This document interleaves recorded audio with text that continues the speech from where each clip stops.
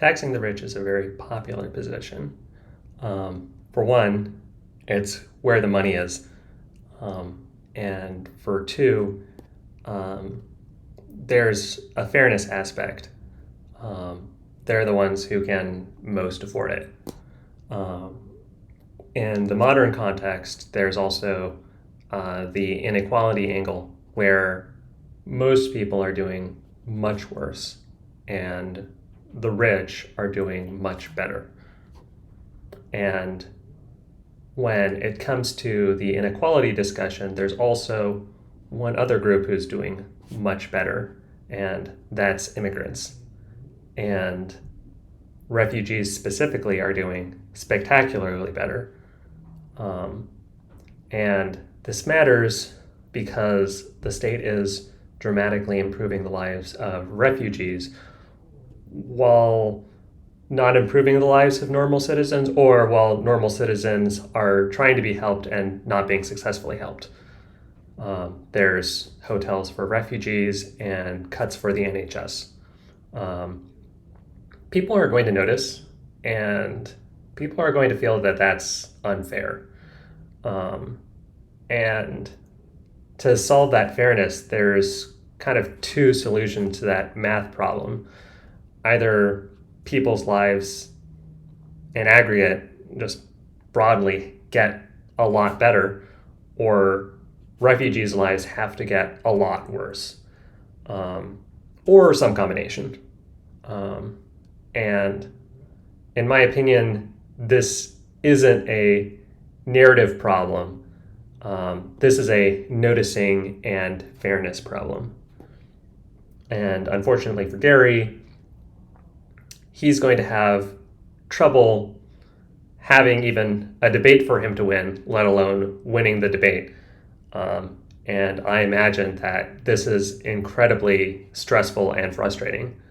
Hopefully he can channel his frustrations into passing a wealth tax as soon as possible. Or else he's going to discover that labor cares far more about the lives of the rich rather than the lives of immigrants. You ready? Nice. Yep. Okay, today we are going to talk about the refugee protests. Nice. Okay, today's video is called Refugee Riots, Salience and Storytelling. And what I want to do today is look at the recent growth in refugee asylum seeker protests here in the UK.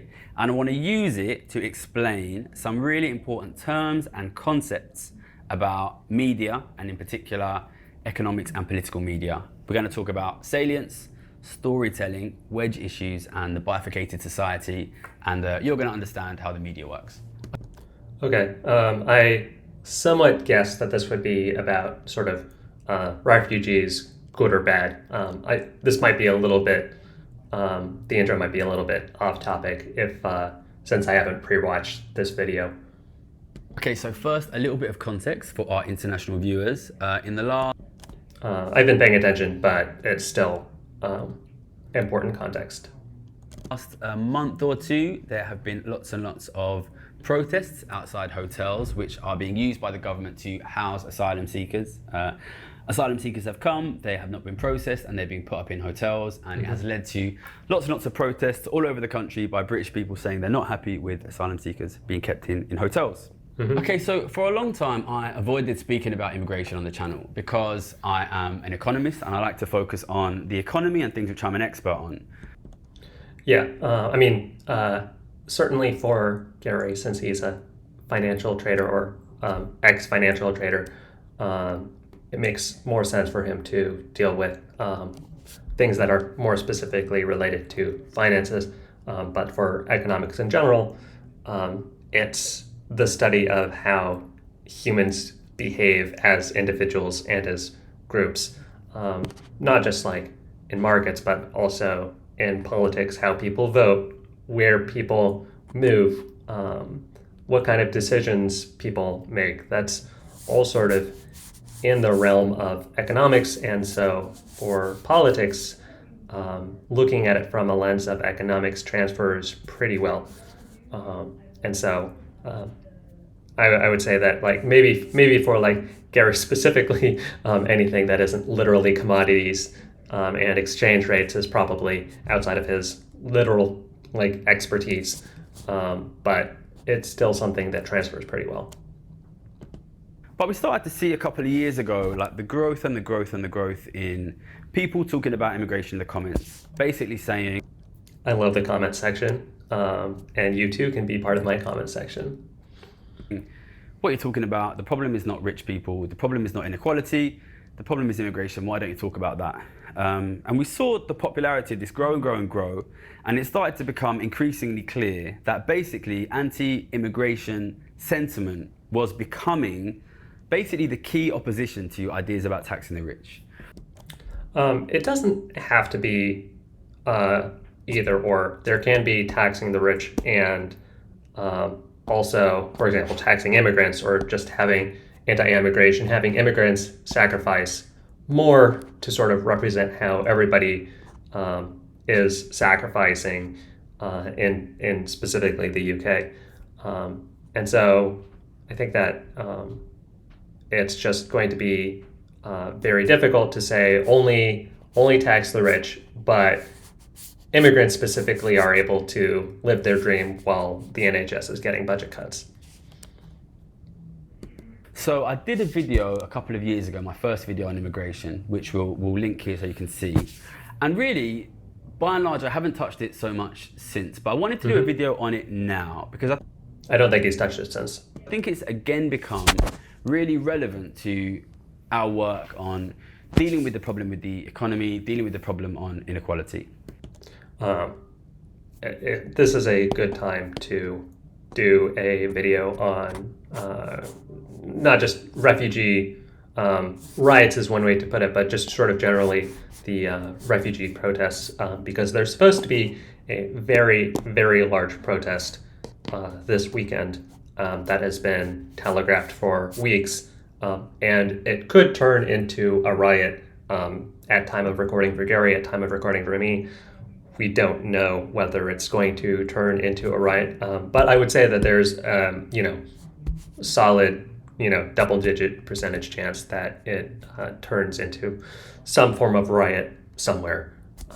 It's just that we don't know. There's just a lot of uncertainty and a lot of people bracing for impact. And I think what we've seen is, I came back from holiday about 2 months ago now, 2.5 months ago, and at the time, it really felt like we kind of had our foot on the neck of the media, basically. Everybody was talking about wealth taxes. Everybody was constantly asking politicians, why don't you do something about wealth taxes? Why don't you do something about inequality? And there was kind of an effort made by the media, especially by the right-wing media, to kind of discredit the ideas on wealth taxes. And really, to be honest, it kind of failed. I think they didn't really successfully poke many holes in the idea of taxing the rich more, in the idea of doing something about inequality. And it felt like we had won the argument. But then what basically happened was the media pretty much stopped talking about inequality and started to talk more and more and more and more about refugees and asylum seekers and these protests at these hotels. It's not just the media, it's what people are paying attention to. If there is a very specific problem that people see and they want it to be fixed right now, then they're going to want to talk about it more than wealth taxes. That doesn't mean that they've stopped caring about like wealth taxes or inequality, but it does mean that it might not be the most pressing issue, certainly to get attention for the media.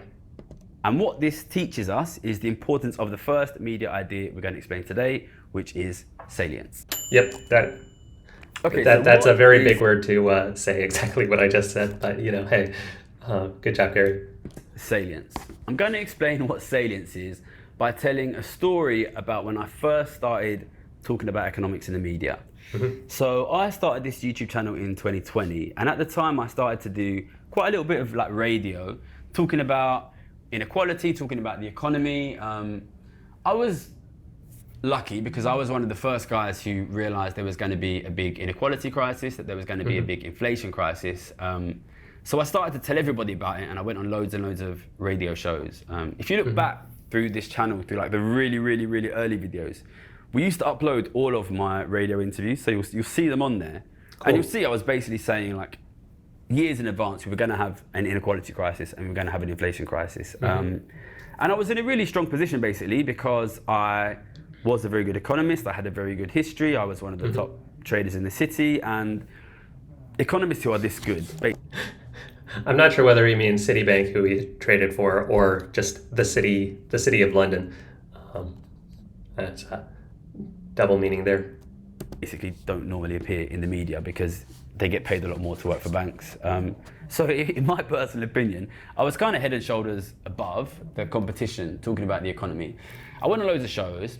I spoke about the economy. I was doing really well. And eventually I got invited to go on with Nick Ferrari, who is the most right-wing presenter on LBC. So again, for our foreign viewers, LBC is like a really popular talk radio show in this country who people call in. They talk about the politics, mainly politics, the economy, social issues. And they like to consider themselves like neither left nor right. They have like more left-wing presenters like James O'Brien, and they have more right-wing presenters like Nick Ferrari. And Nick Ferrari is considered the most right-wing one.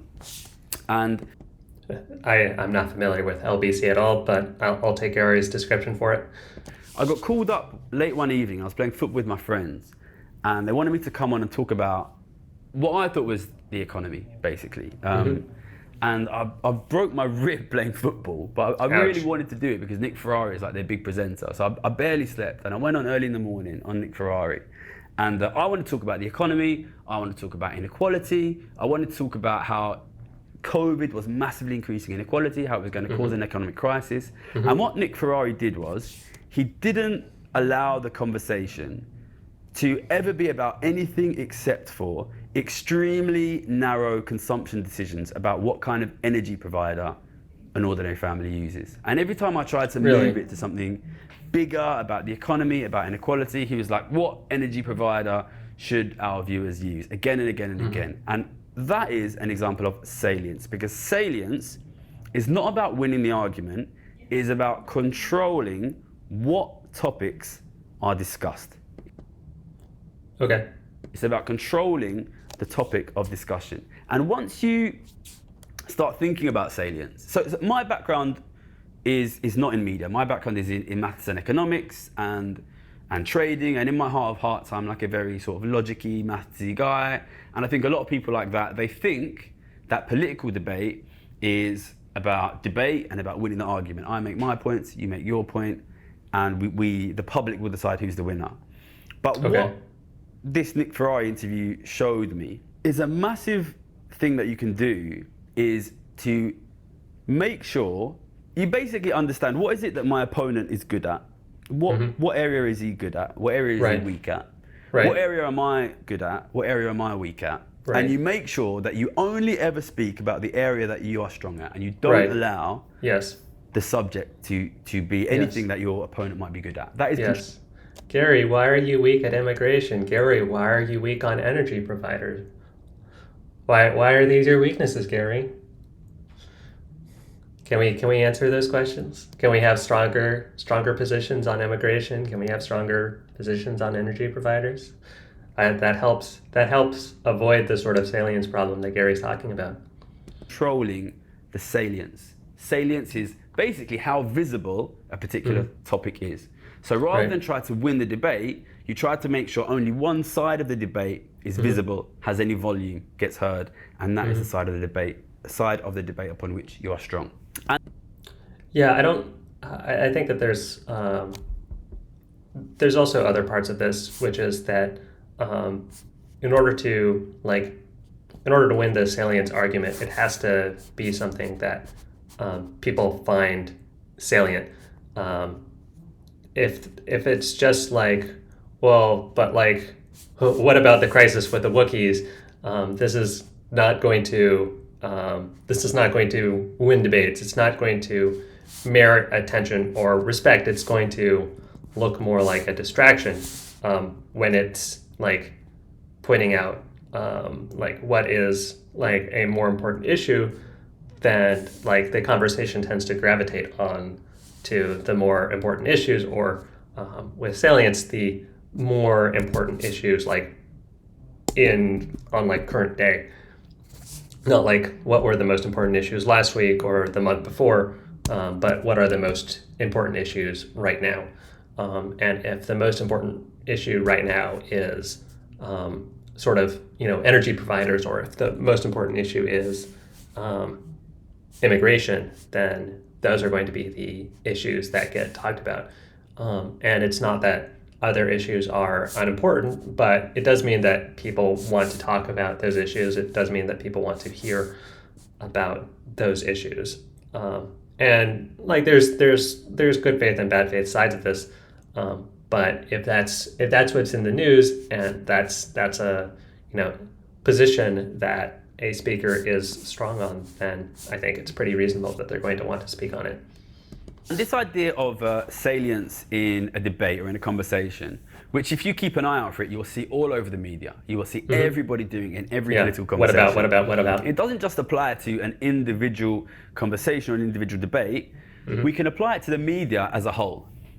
One media show, or basically like the whole media, like all of the TV, all of the newspapers, all of the online, social media. What topics are getting discussed and what topics are not getting discussed.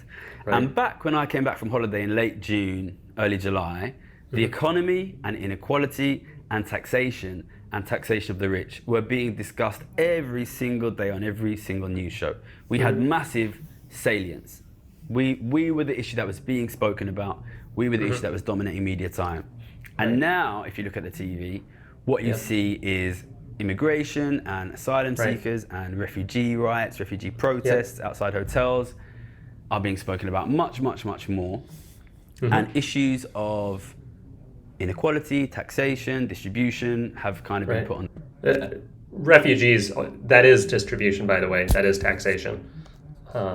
Even if Gary doesn't want to acknowledge that. Like there are tax dollars funding those hotels that isn't going to the NHS. So that is distribution. The shelf, which basically means we, as much as we maybe won the argument on the economy, we are now losing the battle for salience. So, how do you win? See, it's not quite winning the argument on the economy if people have different solutions that they want to be implemented first. Even if people agree on, a wealth tax, they might not agree on how the wealth tax should be used. The battle for salience. And that brings us to my next important point, which we're going to discuss about the media, which is storytelling. Yeah, I think that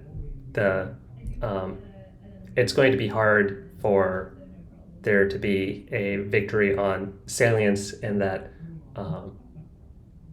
people right now care a lot about the whole refugee situation, and if and it's very difficult to say no, inequality is more important than the refugee situation, like how the rich are doing much better, because people might turn around and say, yeah, no, inequality is a problem. There's very unequal treatment between refugees and everyone else.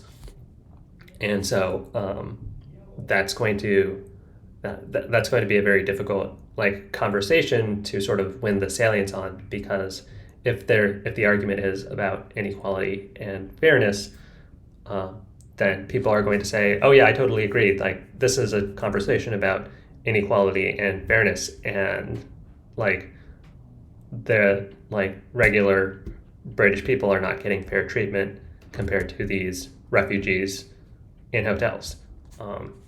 And so that's going to be what people are talking about. That's what people are protesting.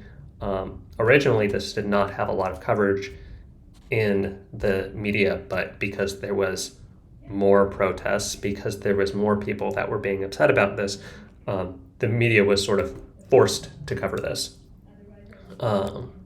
Previously, there was not as much people talking about it, but because the audience cared, because there were things that were happening, because there were such large protests, that meant that the media had to care. They had to cover the news and sort of serve their audience, and not just storytelling.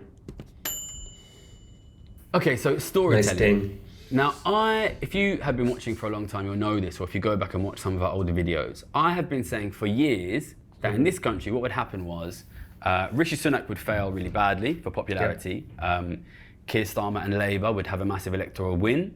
Then Keir Starmer and Labour would fail really badly, and then Nigel Farage and Reform would win. I've been saying this for years. Good call.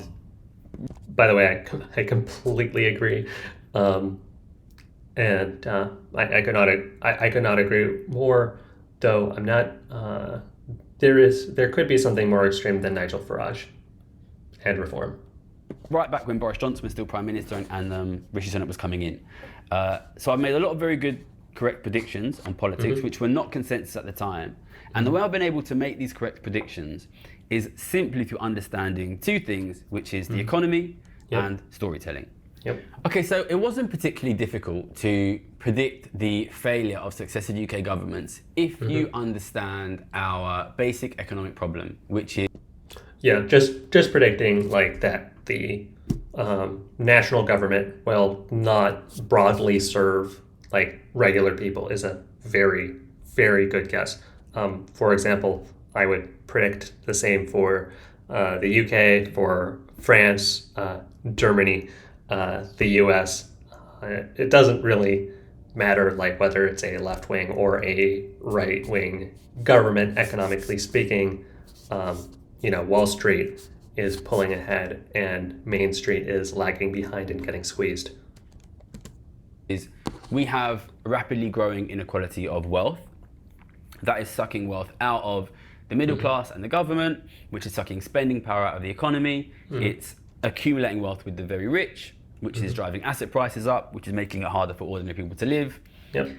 Because we knew that both Rishi Sunak and the Conservatives and Keir Starmer and Labour would come in and do nothing about this growing inequality, we basically knew that they would fail economically. It's like you've got a hole in the bottom of your boat, wealth is sucking out of that hole at an unbelievably rapid, accelerating pace. If you don't patch that hole, you're going to fail. So it was relatively easy to know that we would have a sequence of failing governments. But how was I able also to predict the rise of Reform and the rise of Nigel Farage, who... They're the ones that are suggesting a solution, even if it's a bad solution. Those of you who might not know, who are not from the UK, are our sort of new far-right party and leader. That was because I understood the importance of storytelling.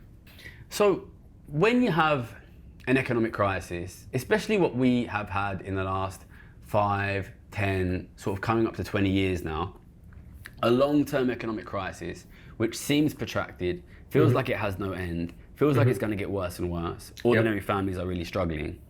You create this urgent need in the mind of the public for something new, something different, right? People do not... Something has to be done, right? At some point, what is acceptable to be done widens considerably. If, there is nothing that actually gets done, if nothing that gets done feels like it's helping, then it's like, okay, well, we tried hitting singles. Now let's try hitting doubles or triples or swinging for the fences. Doing a baseball analogy when talking about UK politics is possibly one of the worst strategic decisions that I could have chosen in this reaction video. People can have a sense for like the direction that their country is headed and the direction that living standards are headed.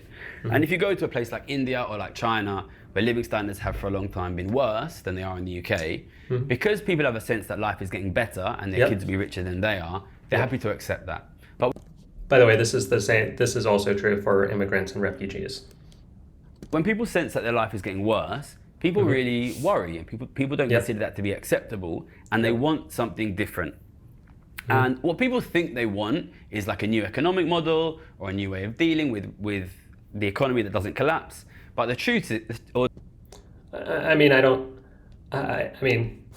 it depends on what people think. But a lot of my understanding is that like there's some details here, but broadly there's a push for change something. Not everybody has to be a public policy expert, and they don't have to be very descriptive, and they don't have to say exactly what the problem is. Um, all people have to say is, I know that there is a problem. I know the status quo isn't working. What we're doing right now isn't working. And so we need to do something different. And so that's not going to necessarily be a giant, paragraph. It's not going to necessarily be a manifesto. It's more of a, Luigi manifesto of, I don't know, something has to be done differently. I don't know what it is, but something has to be done differently. I think that's pretty typical of that kind of sentiment. It's like who not everybody has to be a public policy expert. People just have to say, I want something different. I'm going to vote for change. I'm going to push for change. I'm going to protest what's happening right now. And it should be really somebody else's job to figure out all the details and present the people a solution to their problems.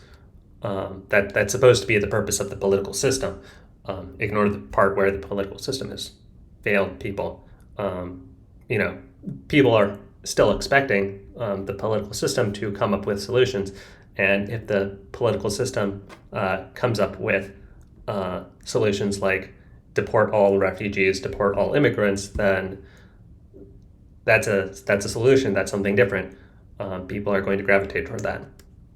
Maybe they want a new political system, but the truth is, most people are not experts on the economy and politics. And what people really want is a new story.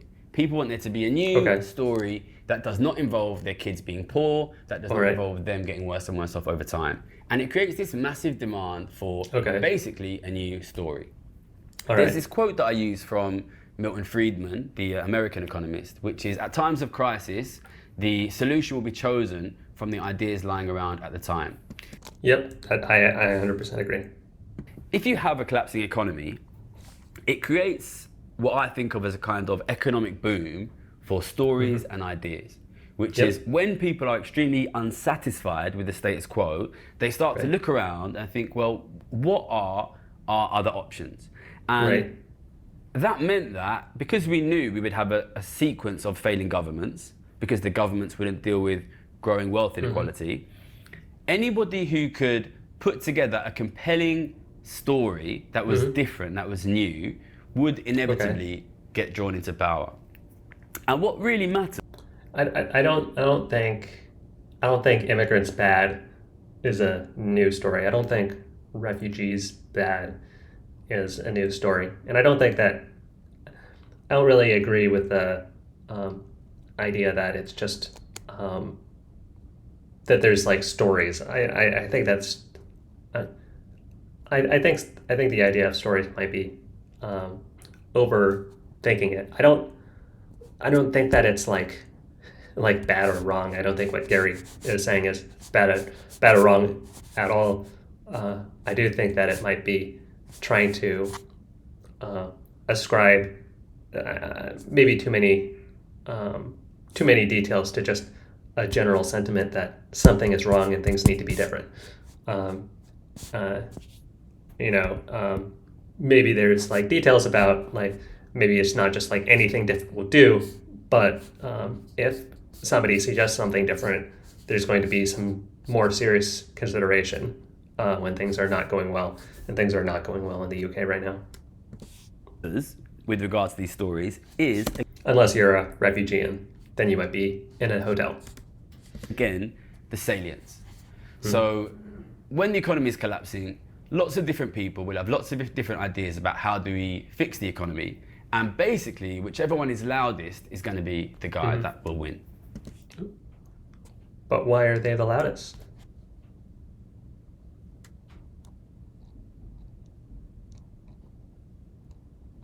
Why?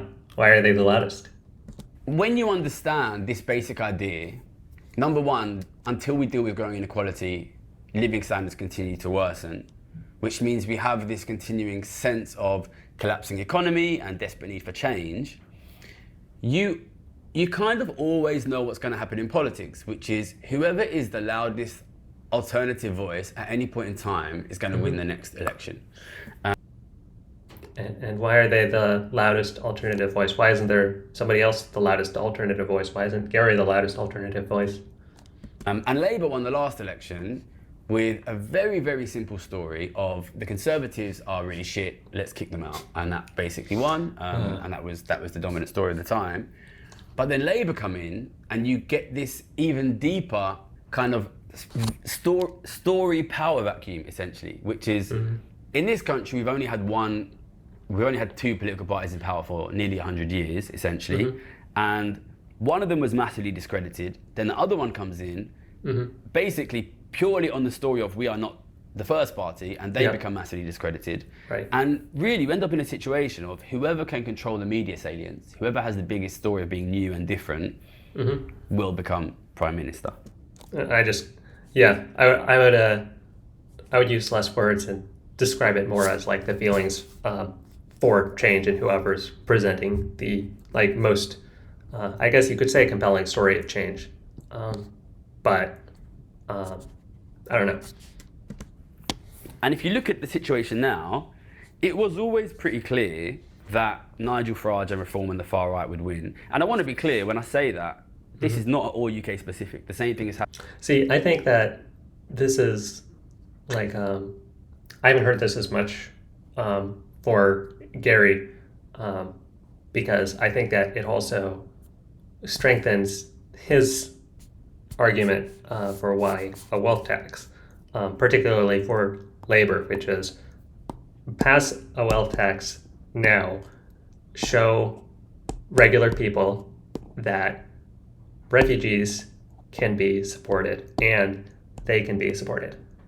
If regular people can't be shown that regular people and immigrants and refugees can all be supported together, then there's going to be some person like Nigel Farage that says, well, it's either us or the refugees.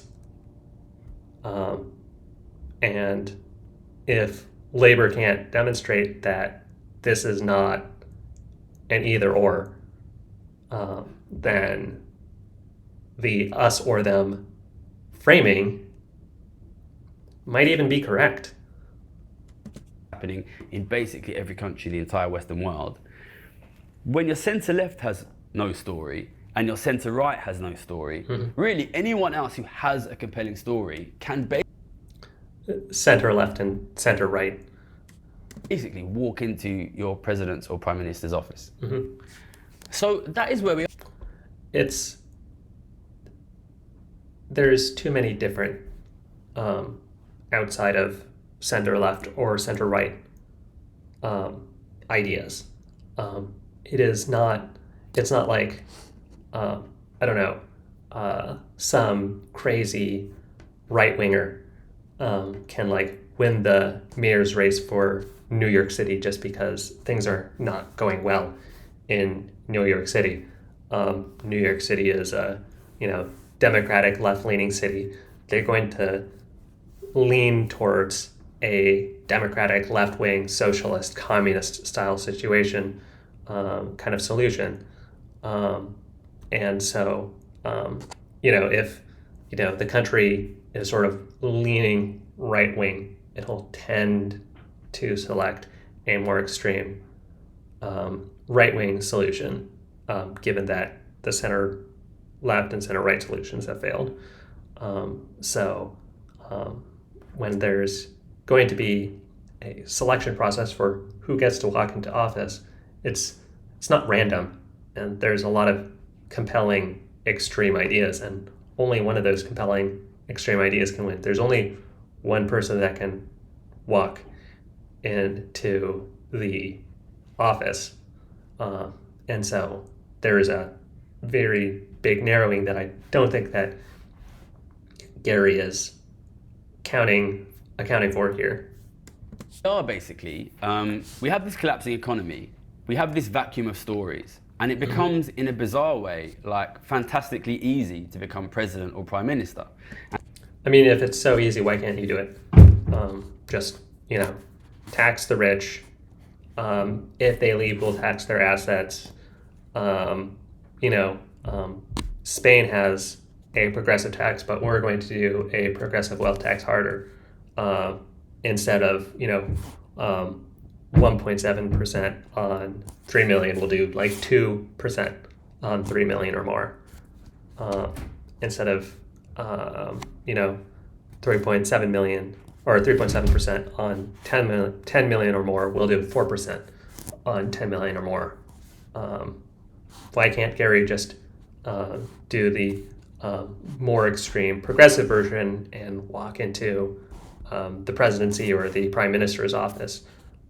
Just say, we're going to tax the rich, and we're going to use that money to improve living standards for regular British people. We're going to fund the NHS. We're going to fund housing. We're going to fund education.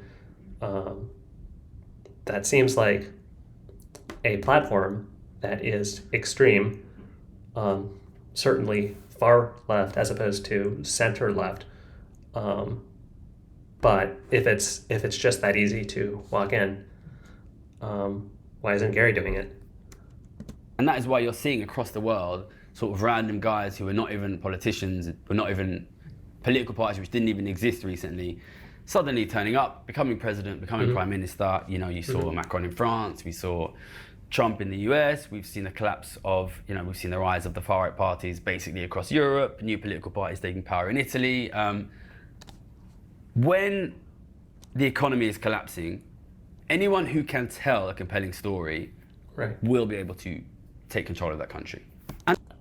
So, and this sort of goes back to like, can Gary do this? And like, I think that if Gary is telling a more compelling story, he can be sort of the tip of the spear. He can make sure that his version of the solution can happen.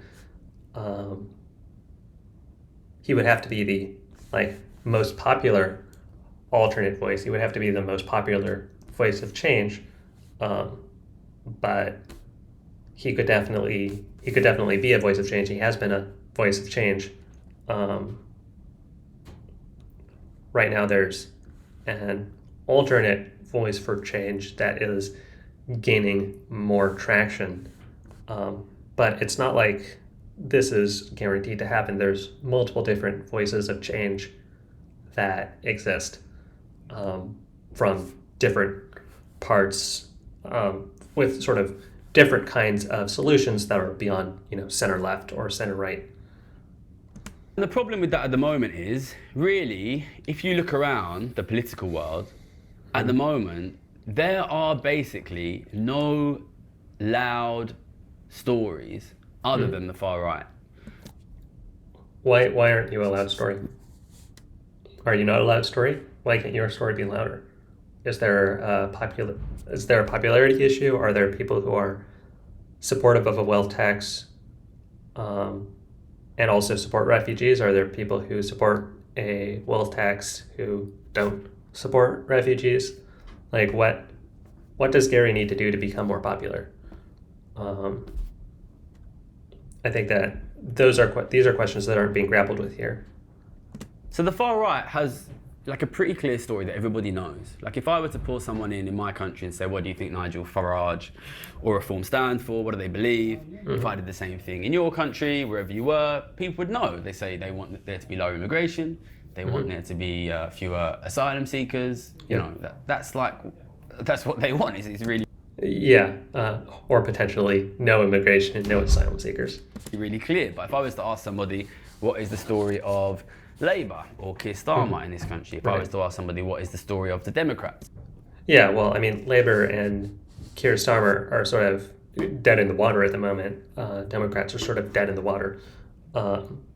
It could be like, what is Gary's story? Like, what is the sort of Gary Stevenson party? The wealth not work party, or the tax wealth not work party. what does that party stand for? Like, okay, the center left and the center right sort of parties have been equally discredited, just as the center right parties across various states have also been discredited. But like comparing Nigel Farage with Labour is sort of comparing a discredited, very moderate party with a discredited extreme party. There's going to be this is not a fair comparison. A fairer comparison would be between like Nigel Farage and Gary Stevenson. I think that this would be a lot more uncomfortable for Gary, because Gary would have to admit he's sort of, he's sort of admitting it based off of, his video, but he's sort of losing the, he's losing the debate, he's losing the narrative, he's losing the story on why the UK is not doing well, what are the current problems that need fixing, what is the best way to fix these problems, what's the best way to protect the interests of the British people. In your country, I don't think they would know, and there are groups of politicians in society. I mean, protect the rich while sort of lunging left socially to get enough votes. That would sort of be my guess for center left. People aren't very approving of that message. See, I went on The Rest is Politics a few weeks ago, which is the biggest politics podcast here in the UK. If you want to see it, the videos there online. And it's a very high-profile podcast, and it's two sort of centrist politicians. One is from the centre-left party, one is from the centre-right. They're neither of them active in politics anymore. You go on there, there's a lot of hand-wringing about the failures of Labour, the failures of the Conservative Party, right. the failures of the far-right, Reform, and Nigel Farage. Yeah. And for all that they like to criticise the existing political system, what is their story? Yeah, not just what their story is, what is their solutions, right? If their solutions are more of the same, then the UK has been having more of the same for years and years and years. More of the same is not working for the British people. There's just this huge squeeze on everybody outside the rich, and so if they don't have a story, they also don't have a solution. I mean, the story sort of like sets up the solution, but they need to have, they can have a story, but just like having a story that leads to a solution that hasn't been tried in the last 10 years or so would really, really help. What is their story? I mean, I think it seems to be largely about criticizing other groups. So that's where we are. It's a lot easier to criticize than to sort of do the affirmative solution suggesting. For example, admitting that refugees are getting favorable treatment, and having not just the rich people sacrifice, and not just having the middle class sacrifice and the working class people sacrifice, but also immigrants and refugees sacrifice.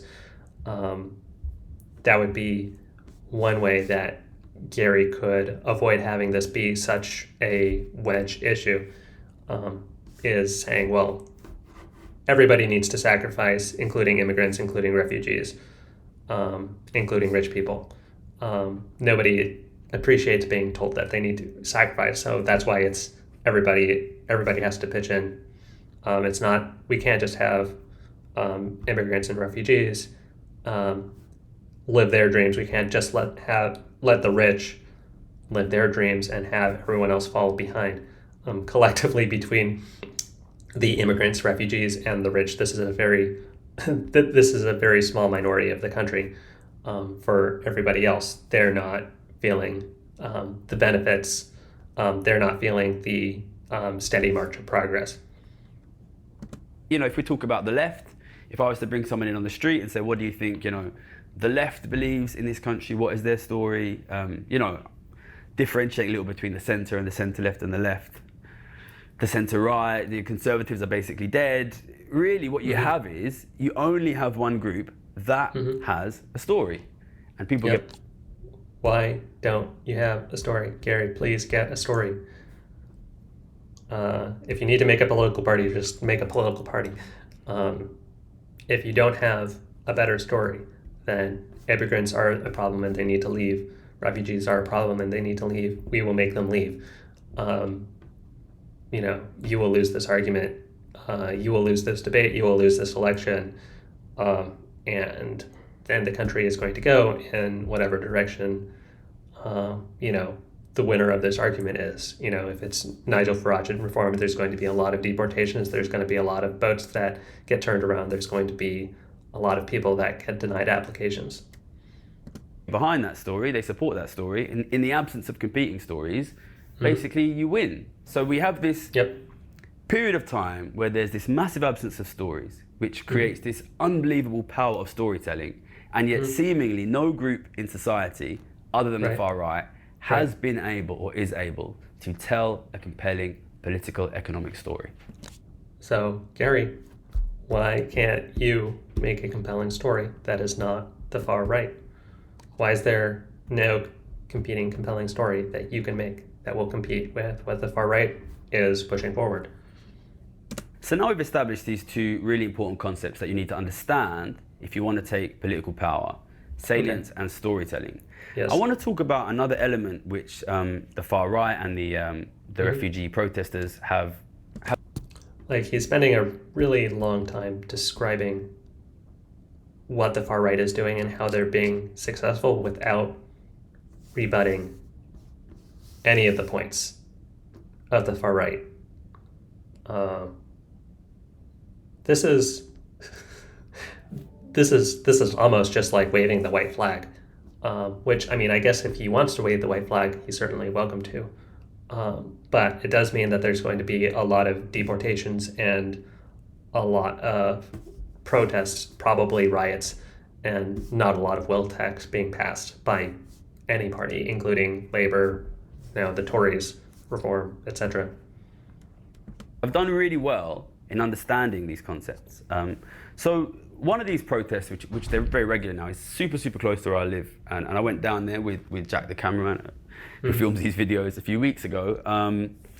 To be honest, more than anything, just to sort of witness what was happening, because I was worried, I am worried about this sort of growing movement. Why are you worried? One thing that I found really, really interesting that I saw there was there were... Like, are you worried that they don't want to pass a wealth tax? Are you worried that you like refugees and they don't like refugees? Enormous. The actual number of protesters. So there were protesters protesting against hotels, and there were counter-protesters protesting against the protesters. Yes. The number of protesters was not that huge, but what there were a huge number of was citizen journalists. And what I mean when I say citizen journalist is somebody who's not presumably a professional journalist, just a guy or a woman with a camera, sort of live streaming, doing selfies, showing the protest and uploading the video to Facebook. And there were loads and loads and loads of these guys. And it was really, really noticeable how much media presence there was relative to what was actually a relatively small protest. And people are actually, nice cut. People are actually getting people out of their homes, off of YouTube, literally with signs in the street.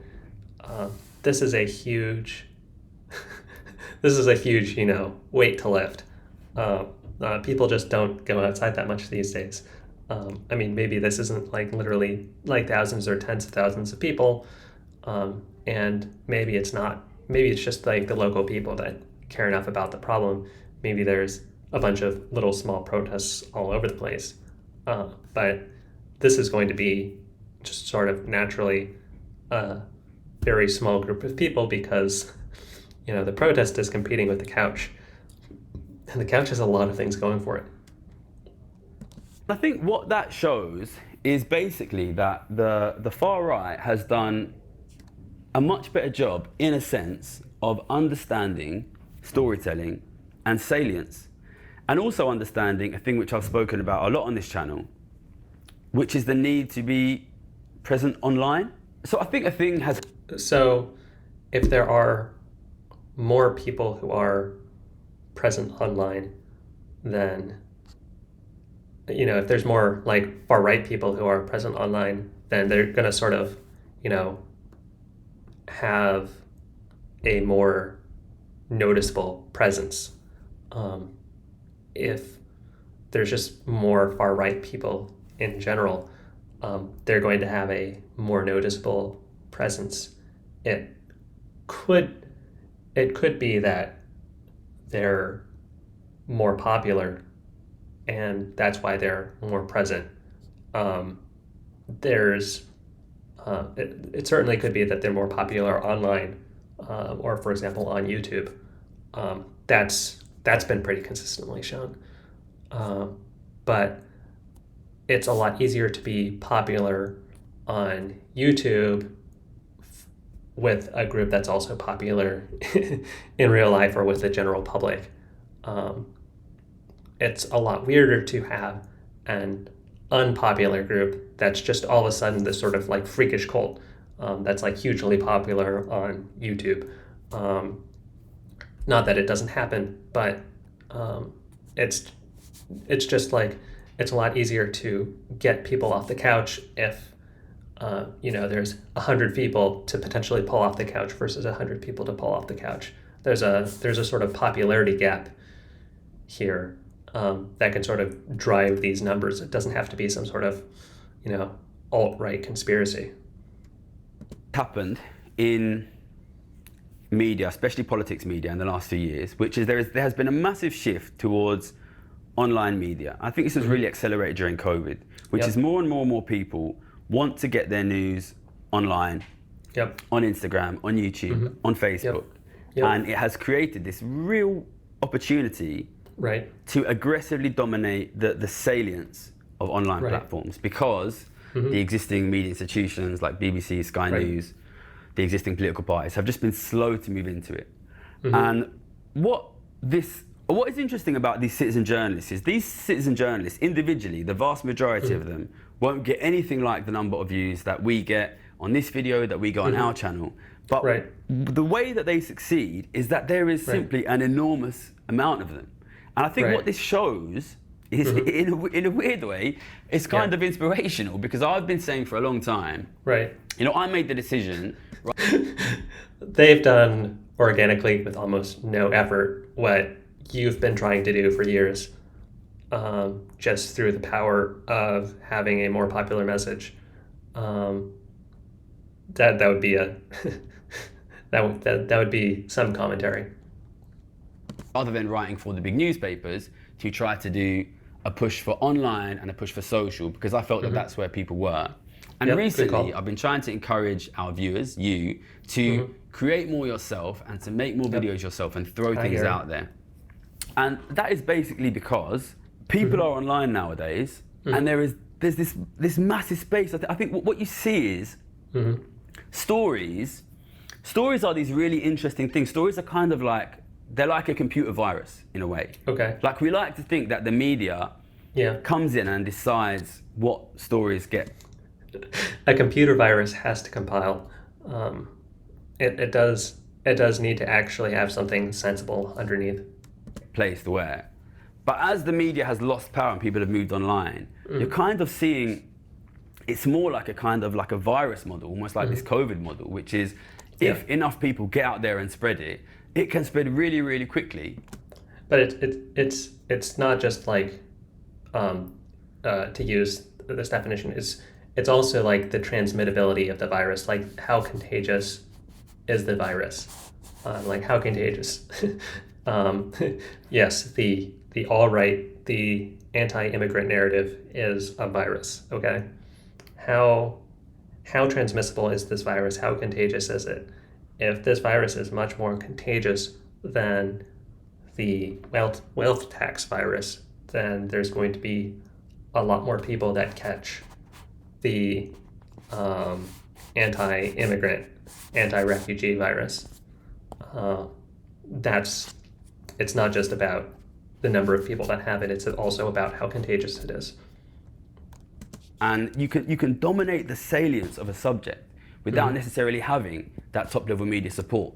And I think that is what the far right have done super well. And they've created this kind of, I mean, obviously, they do have media support, they do have financial support. We have things like there is some media, there is some financial support, but like, for example, they don't have, like the BBC has financial support. That's very different financial support than what, random people on YouTube have. TV News in this country, which is... By the way, if you are offering financial support, send me a message. Find some way to get into my comment section and contact me. That'd be very interesting. Maybe this is just an ongoing experiment to see whether there's just like sort of this like shadow financial support for people, or whether it's just people watching videos, people seeing ads, people liking, people subscribing, people commenting. Maybe that's just maybe that's all the support that a lot of people who are making videos on YouTube are getting, or on other social media are getting, and maybe it's not just some like right-wing conspiracy to give people money that they agree with. A very well-funded, loss-making media channel that supports these far-right ideas. You have obviously people like Elon Musk buying things like Twitter, but they have really effectively spread these messages from the ground up, from the bottom. And I think really we need to learn a lesson from these guys, which is, I think people like me, I need to be constantly making these ideas, these messages, the idea. You need to be making your messages more popular so that more people talk about them, or are more urgently solving the current issues that people have, and not just issues that people are going to have in 5 years, or make sure that when you do have solutions that they get implemented quickly and effectively so that people can see them in their lives as soon as possible, and then they blame you for how their lives are getting better.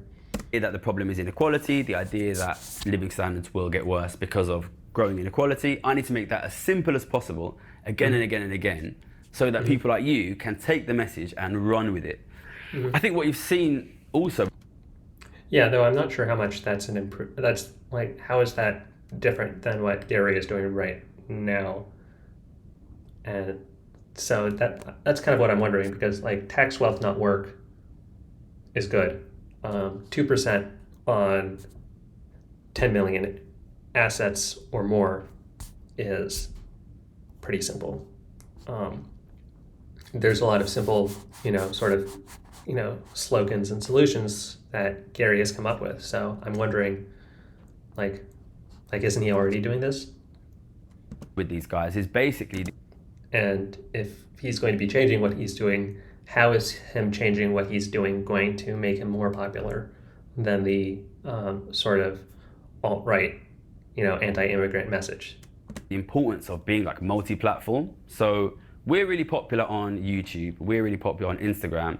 We're popular with like basically younger people in their 20s, 30s, 40s. We're less popular with older people in their 50s or 60s. And that is largely because those guys are on Facebook and we are not popular on Facebook, basically. So what you have seen is, and this is the last concept I need to add before I get on to, one more.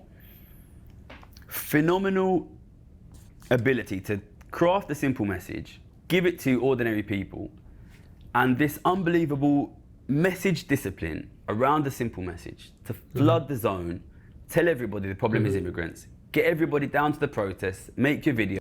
I don't think it's just like, oh, immigrants are the problem. I mean, if like, you don't just like say, it's not like some like magic spell, like, ooh, immigrants are the problem, and then all of a sudden everybody's like, oh, immigrants are the problem. I think it's a little bit more complicated than just saying the magic words. videos, put them on Facebook, tell your friends, tell your family, tell your mum. And what you've basically seen is the far right using basically exactly the model that I've been saying we need to do for years, which is we put a message out on here and all of you take it, run with it, make your own videos, spread it in your community, spread it amongst your family. And what they've shown is it works. It works. Congratulations. And we need to do it. We need to do it. So why are they able to do it and why are you not able to do it? Why were they able to do it before you were able to do it? Like, this isn't being like, it's not just like that the this is an observation video about the alt-right being popular, but it's not a critical analysis of like why is the alt-right so much more popular than just taxing the rich. Like that is pretty frustrating about this video because it's like it analyzes at a surface level like the popularity of like the alt-right. It analyzes the popularity of anti-immigrant sentiment, but it's not really analyzing why it's more popular or what, you know, what Gary can do to make what he's saying more popular. I bet we need to copy them. So to be clear here, I am trying to make a pitch that essentially this needs to be the story. The story needs to be growing inequality of wealth is destroying living standards. If you don't do anything about the billionaires, your kids will be poor. We've got plenty of videos out there that I think support that story. The best ones are probably the Squeeze Out or the Channel 4 video with Christian Grew Murphy. But we need to get behind this. We need message discipline. And I want this video. But like, why did that not take off in comparison to the refugee story? Really, this is a core. Like, because this is the sort of problem is that if there's no sort of like, and this is how the inequality wealth tax message like becomes popular, becomes the dominant narrative, then it's just going to be the not dominant narrative, and then Gary just gets to make more videos in his kitchen and not actually accomplish his goals. Out to the left, to the centre, to the centrist dads. If you want to stop Nigel Farage from winning What about the centrist moms? What about them? in the next election, you need to get behind a story. You need a story. I think we are the second loudest story in the room. I think we are. Don't be the second largest story, man. Be the largest story. Do what you need to do to be the largest story. If you're not the largest story, then you can't get like your laws passed. You can't make your vision a reality. Story that can win, but we need you to get behind it. We need some message. But just telling people to like support your message, like there needs to be a more like driving like why. I guess just telling people to get behind. Maybe we can try it. Like, subscribe, comment. If just telling people to do things, does telling you to do things work? I want to know in the comment section. Discipline.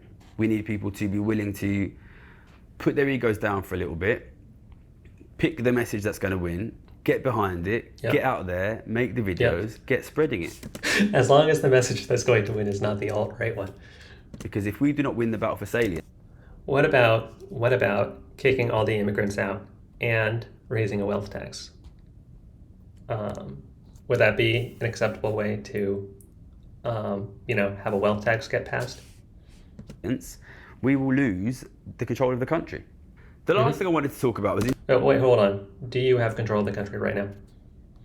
Because I don't think you have control of the country right now. Introduce this concept of a bifurcated society. And this is something which I've been thinking about a lot recently, which is the idea that as wealth inequality increases, it kind of splits society into two groups, which is wealth gets sucked out of ordinary families and they start to become poor. But you have this group of societies, this group of families at the top which become unbelievably wealthy. And as the top Right. gets richer and the rest get poorer, these Right. No, I mean, the thing is that, like, let me just move my hands around with Gary. I feel like I get more able to move my hands the more I watch Gary. But also, immigrants and refugees are also having their lives get much better, even if they're not, fabulously wealthy. There's these other groups of people that are seeing their lives improve. It's not just the rich, and you know, those people, their lives are getting better, and most ordinary people's lives are not getting better. these groups kind of separate off from one another. Mm-hmm.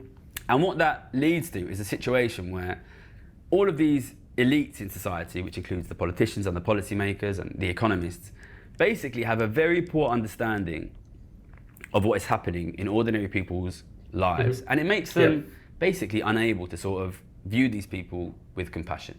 And I've been thinking about this more through going to these protests and talking to people at the protests. Because what I found when I went to the protests was a lot of people who have had a very difficult time in the last few years, and in particular had a difficult time during COVID and since COVID, that have become very, very distrustful of the societies that they live in. Yep.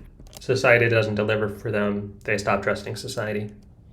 And what struck me really was how in many cases they were kind of right to be distrustful, because they think the politicians don't care about them, and to a degree, that's right. The politicians need to care about the votes. They need to care about mass protest in the street, the sort of destruction of the social fabric that sort of underlies the democratic system in the UK. There's a lot of ways for even a very like a sufficiently motivated minority can do a lot of very forceful changes if they're sufficiently motivated. Politicians don't care about them. They feel like they're ignored, and to a degree that they are ignored. They feel like they're financial. Are you ignoring them, Gary? Are you saying that they're winning the argument without talking about why they're winning the argument? Because this is a very academic discussion on the fact that the alt-right are winning the argument without engaging in why they're winning the argument and how Gary's message needs to change in order to win the argument. Position is bad and their financial futures are uncertain. And those are true facts as well. And they don't really understand why. And I think it's important to recognize that if you put somebody in that kind of situation where their life is insecure, their future is insecure, their family is insecure, things are changing, they don't understand why, they don't feel connected at all to the media on the TV, or like they're having the situation explained to them, it's kind of normal to go crazy. Yeah. Are the people who are protesting at like the refugee hotels crazy? Is that where we're going with it? Is the entire nation slowly going crazy? And this reminded me, so I've not spoken about this much on the channel, but my parents are Mormons, and Mormonism is a kind of a very strict kind of American Christianity. Yes.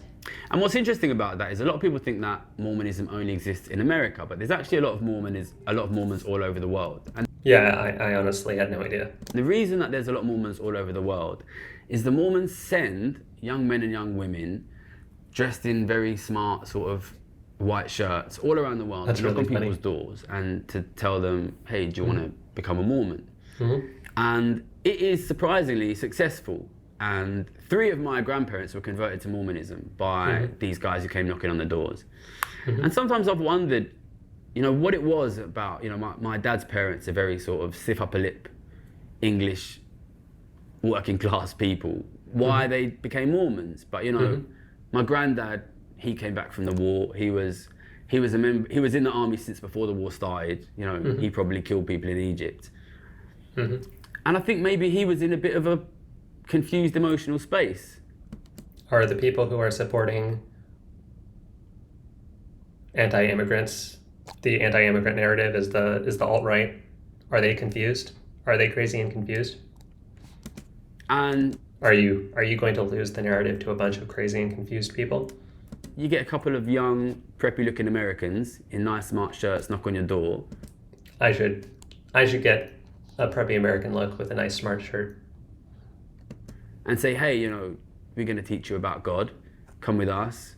We're going to give you a community. We're going to give you a space where you feel safe. We're going to give you a future. Can you do these things, Gary? Can taxing the rich give people a community? Can it give them a sense of safety? That would be a pretty big win.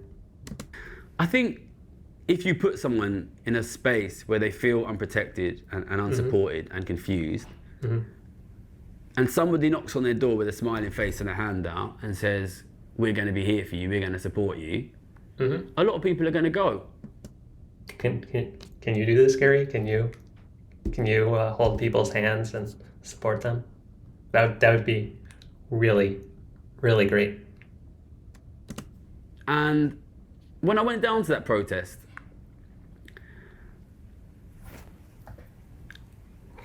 and I saw the protesters on one side and the counter protesters on the other side, shouting at each other and calling each other names. I, by the way, love protests. Like the fact that people get off their couch and yell things in public. It's a personal fan favorite of mine. I find it quite upsetting, to be honest, and I couldn't help but ask myself. Really? We have completely different reactions to this. That's so funny. Gary's just like completely upset about there being protests and counter protests, and I'm like, yes, go forth and make a lot of noise. That's funny. Before I call these people names, have I knocked on their door with my hand out? Oh.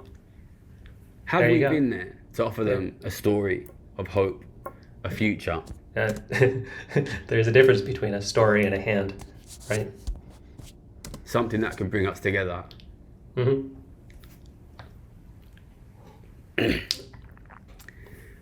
Rather than driving us apart.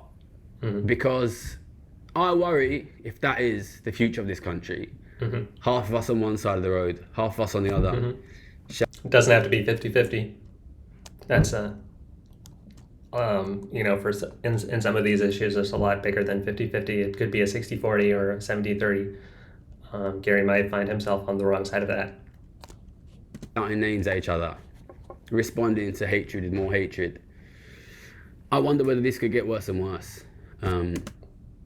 Yes, it can get worse and worse. I think if the working people of this...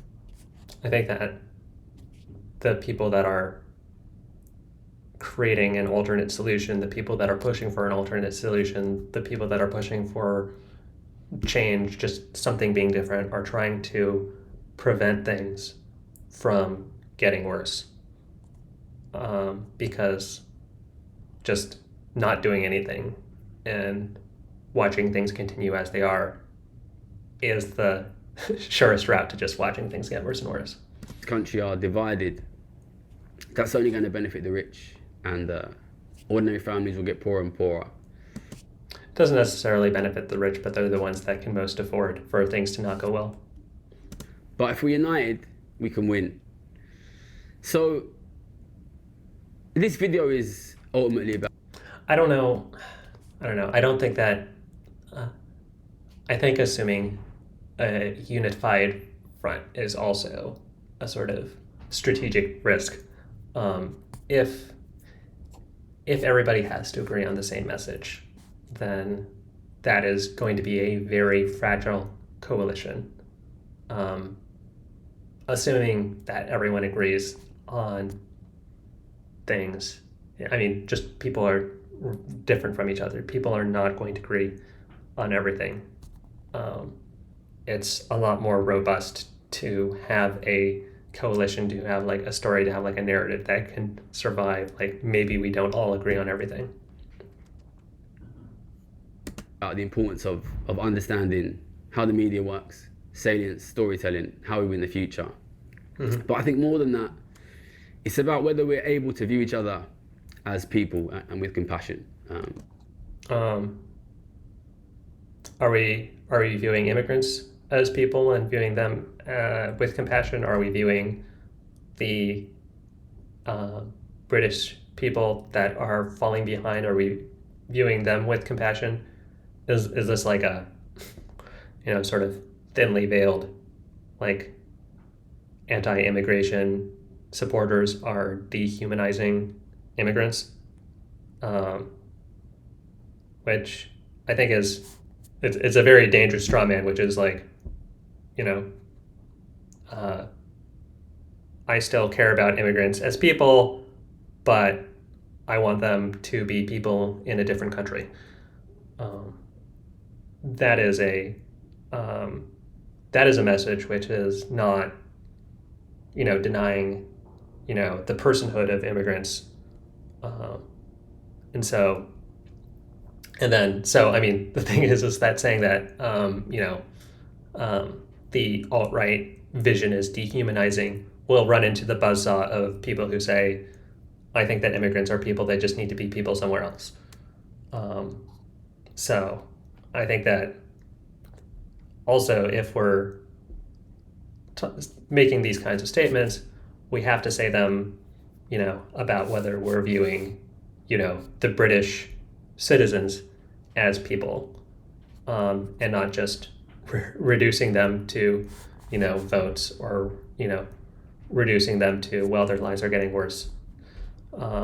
And, we're just going to have, the wealth tax. If we just do a wealth tax, it'll make their lives better. So I think that there's more to it than just, a quick comment at the end of the video about treating people like people. Because if we can do that, then we can come together. And if we can come together, we can win. Okay. So that's the end. Workers of the world unite. Rar. Good luck. Thank you. Okay. Good luck.